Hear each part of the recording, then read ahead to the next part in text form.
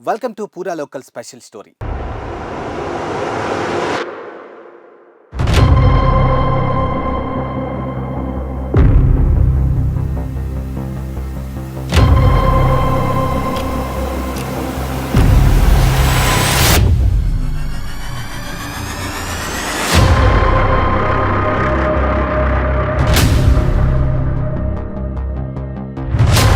అధికారం ఉంటే అక్రమాలు చేయడానికి అడ్డెవరు?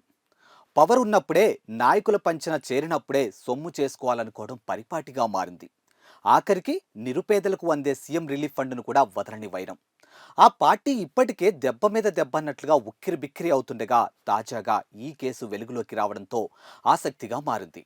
బీఆర్ఎస్ హయాంలో పేదలకు అందే సీఎంఆర్ఎఫ్ చెక్కులు భారీగా అవకతవకలు జరిగినట్టు తెలుస్తుంది. ఇక 2023 అసెంబ్లీ ఎన్నికల ముందు అప్పటి ప్రభుత్వం సుమారు 10,000 సీఎంఆర్ఎఫ్ చెక్కులను మంజూరు చేసింది. వాటి విలువ 10.50 లక్షలు. కానీ అందులో 5,000 చెక్కులు మాత్రమే బ్యాంకుల ద్వారా డ్రా అయ్యాయి. మిగతావి బ్యాంకులకు రాకపోవడంతో అవన్నీ ఏమయ్యాయి అనేది మిస్టరీగాను మారింది. ఇక ఇదే విషయంపై నిఘా వర్గాలు ఆరా తీస్తూ ఉన్నాయి.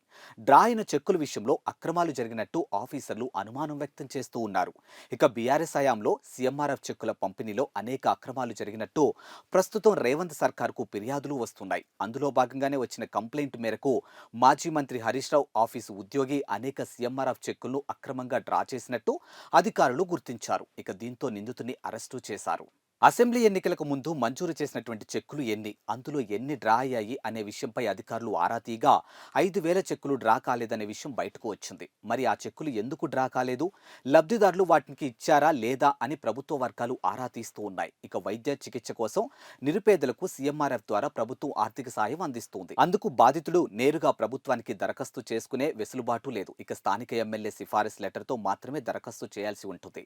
శాంక్షన్ అయిన చెక్కులను సైతం ప్రభుత్వం నేరుగా లబ్ధిదారులు అందించదు. దరఖాస్తు సిఫారసు చేసినటువంటి ఎమ్మెల్యేలకు మాత్రమే వీటిని అందజేస్తుంది. ప్రభుత్వం నుంచి చెక్కులు మంజూరు కాగానే వాటిని తీసుకునేందుకు ఎమ్మెల్యేలకు వీలు పడినప్పుడు వారి పిఏ ఓఎస్టీలను సెక్రటేరియట్ కు పంపించి చెక్కులు కలెక్ట్ చేసుకోవాలని ఆదేశిస్తూ ఉంటారు. అనంతరం వీలును బట్టి వాటిని లబ్ధిదారులకు పంపిణీ చేస్తూ ఉంటారు.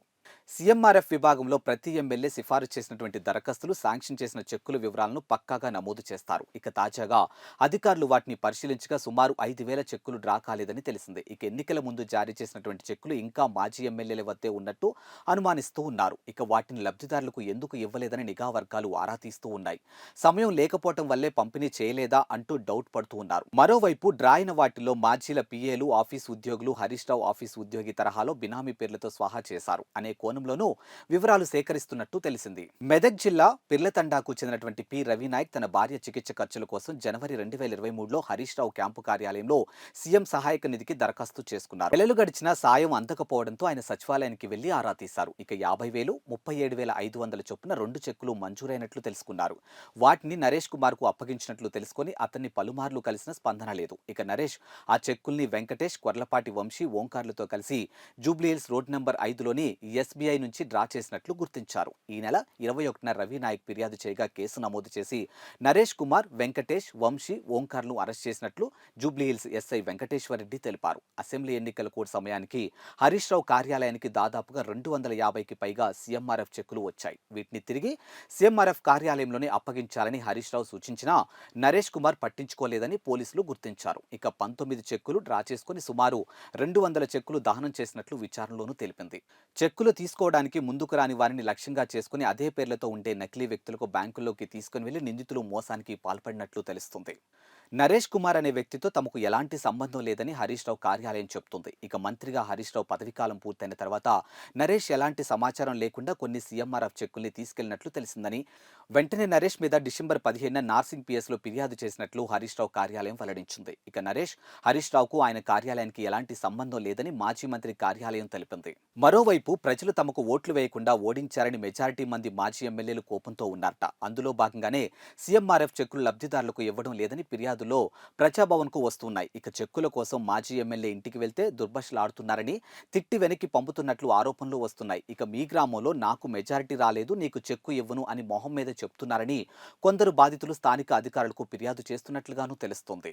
ఆదుకోండంటూ ముఖ్యమంత్రి సహాయ నిధికి అర్జీ చేసుకుంటే వచ్చిన నగదు చెక్కులను అర్హులకు ఇవ్వకపోవడంపై తీవ్ర విమర్శలు ఎదురవుతున్నాయి. ఇక మాజీ ఎమ్మెల్యేల తీరుపై బాధితులు మరింత గుర్రుగా ఉన్నారు. అటు బీఆర్ఎస్ కు ఇప్పటికే కవిత అరెస్టు, ఫోన్ ట్యాపింగ్, కాళేశ్వరం, గొర్రెల స్కామ్ లాంటి విచారణలో ఉక్కిరి బిక్కిరి అవుతుండగా తాజాగా సీఎంఆర్ఎఫ్ స్కామ్ వెలికి రావటం మరింత ఇరుకున పెట్టేదిగా తెలుస్తుంది.